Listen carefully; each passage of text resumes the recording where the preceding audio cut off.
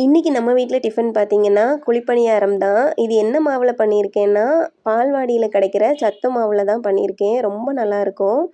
2 முட்டை உடச்சி ஊற்றி மிக்ஸ் பண்ணி பண்ணியிருக்கேன். அப்புறம் இன்றைக்கி லஞ்சுக்கு பார்த்திங்கன்னா ஹஸ்பண்ட் சால மீன் தான் வாங்கிட்டு வந்தாங்க. நல்லா வாஷ் பண்ணி பாதியை ஃப்ரை பண்ணுறதுக்கும் பாதியை குழம்புக்கும் எடுத்துக்கிட்டேன். எனக்கு தெரிஞ்சு கன்னியாகுமரி ஸ்டைல் மீன் குழம்பு மட்டும்தான் ரொம்ப ஈஸின்னு நினைக்கிறேன். டேஸ்டியும் கூட.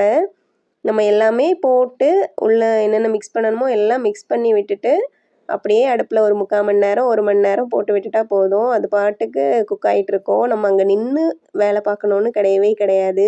நிறைய மீன் குழம்பு ரெசிபீஸ் நான் பார்த்துருக்கேன், டேஸ்ட் பண்ணியிருக்கேன். ஆனால் கன்னியாகுமரியில் மட்டும்தான் டக்குன்னு எல்லாத்தையும் உள்ளே போட்டு ஒரு மிக்ஸ் பண்ணுவாங்க. அதுக்கப்புறம் அடுப்பில் வச்சுட்டு அவங்க பாட்டுக்கு போயிடுவாங்க. அது பாட்டுக்கு குக் ஆகும். என்னதான் மீன் குழம்புல நிறைய மெத்தட் இருந்தாலும் இந்த மெத்தடில் தான் இங்கே எல்லாரும் வைப்பாங்க. எல்லா மீனுக்கும் செட் ஆகும். இது மாதிரி வீடியோஸ்க்கு சப்ஸ்கிரைப் ஆர் ஃபாலோ பண்ணிக்கோங்க. தேங்க்ஸ் ஃபார் வாட்சிங்.